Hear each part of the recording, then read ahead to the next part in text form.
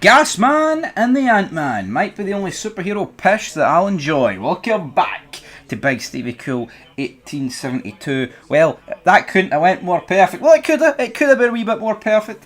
I stuck big money on Rangers to win and over corners. That came up a wee bit short. I got 6 in the first half. I'm thinking, right, only need 5 more. Got one. Got one in the second half. So, yeah. But you know what? I don't care about that. All I care about is the fact we've won. And we're through to the playoff, right? Make no mistake, we're through, man. Against Panathinaikos, I was worried because it was... Well, I wasn't worried, but we beat them 2-0. They dominated us at Ibrox. I'm thinking, oh, the 41-degree heat of Athens, they played better than us, and we might come a wee bit stuck over there. Reality is, we have beat Viktoria Plzen here 3-0. It could have been more. It should have been more. I understand why we took the foot off the gas, right? But it looks like finally, I say finally, it's only been a couple of games, right? But that 11 has to be the 11 that starts against everyone. What I mean, give or take, right? If you want to put Nico Raskin in over Joe Rothwell, I mean, I'd rather that. I'd rather that personally. To me, Joe Rothwell, he's a very basic footballer, but you know what? I welcome people that do the basics, and I think there's a place for a guy like that, but I don't believe that Nico Raskin shouldn't be a part of this, right? He should be. We can't be talking about £25 million bids and now he's suddenly not good enough to be in there. For me, he's better than Joe Rothwell, but I just wouldn't be surprised if Martin, because, you know, the whole English thing wants him. But either way, that's me sounding very negative. I'm buzzing, man, alright? Because we've seen 2 wingers, man. 2 wingers capable of actual decent things. Not just one winger and the other guy's pish. We literally seen assists from one winger to the other. We've seen goals for the wingers.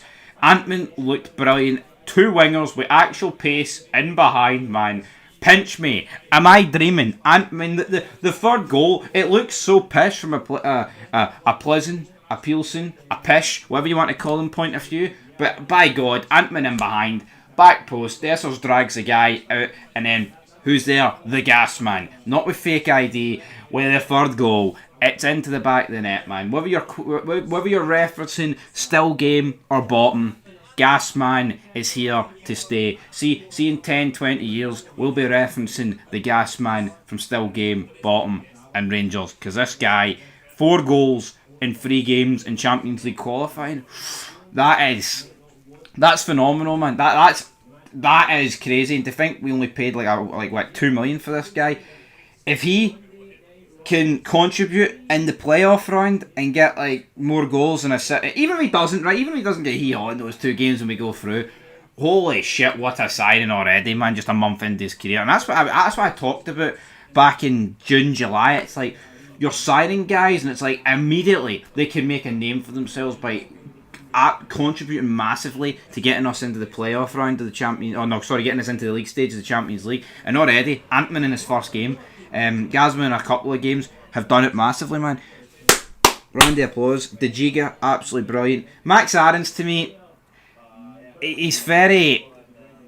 Some minutes is brilliant, some minutes is not that good. Jeff Day, alright. I thought John Suter played really good. I thought Butland didn't have to do anything, so that's good enough for me.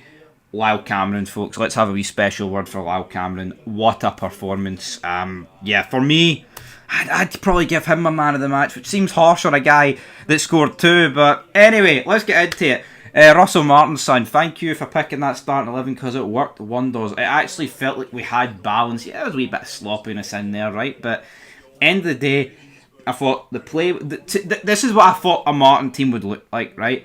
And if we can just build on this and use this as a platform going forward, then fan dabby dozy. The difference between Oliver Ant-Man and Kieran Doyle, man, I could greet. You could this man. I could fucking cry, man.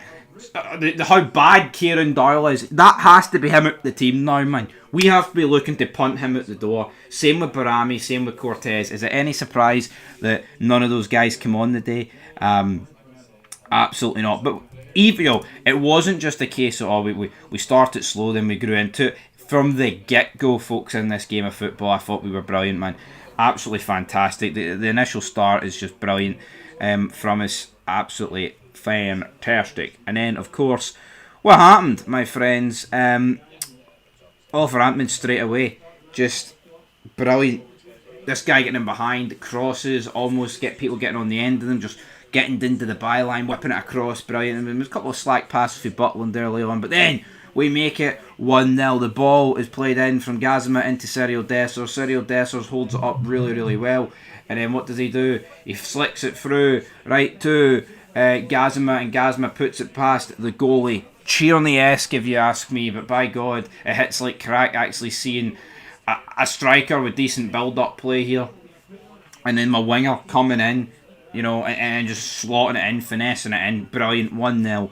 Fantastic. De Giga then makes a great block at 1-0. And this is the difference, man, because if they score, you just never know what's going to happen. Not long after this, there was some great play. Lyle Cameron plays it through to Gasman. Gasman then cuts it back to Oliver Antman, and it's cleared off the line. Oh, I wish we got Oliver Antman, guys, a debut goal, but we couldn't quite. Then falls to Rothwell. He blazes over.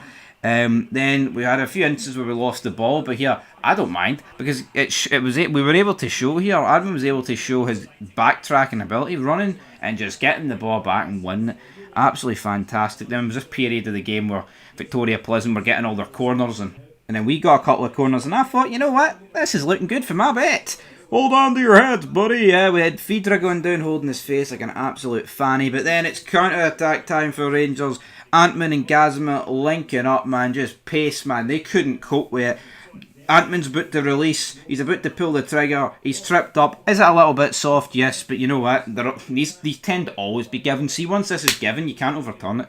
Dessers steps up, because obviously James Tavernier's no playing, and Cyril Dessers puts it into the back of the net, right on the brink of half-time. Crucial goal. For me, this is the goal that killed the tie, because they just looked hopeless, but if they got in at 1-0, they would have felt a wee bit something about them. Half-time, folks, honestly, can't remember the last time I played that well in the first half. Going to the second half, Diamonde rattles the bar, and then played down the right-hand side. Antman, like I explained earlier, cross it to the back post, and the Gasman puts it into the back of the net. Absolutely fantastic. Headers it straight in. Easy peasy lemon squeezy. We make it 3-0. And at this point, the only negative really, man, is the game just slowed. I would have loved us to just keep it up, right?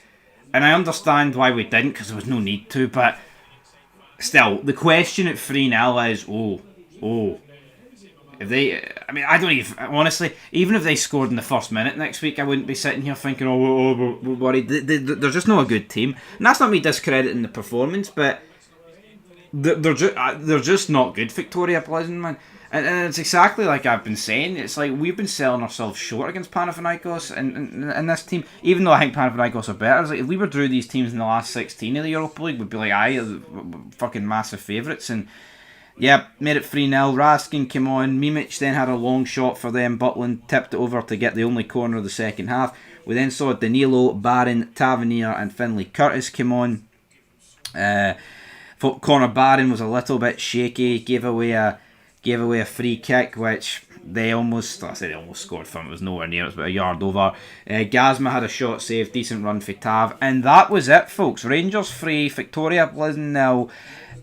Couldn't really have dreamed of a better game tonight. I mean, you can always say, yeah, dream of more goals and all that good stuff, but honestly, folks, like, what else is there to say about that?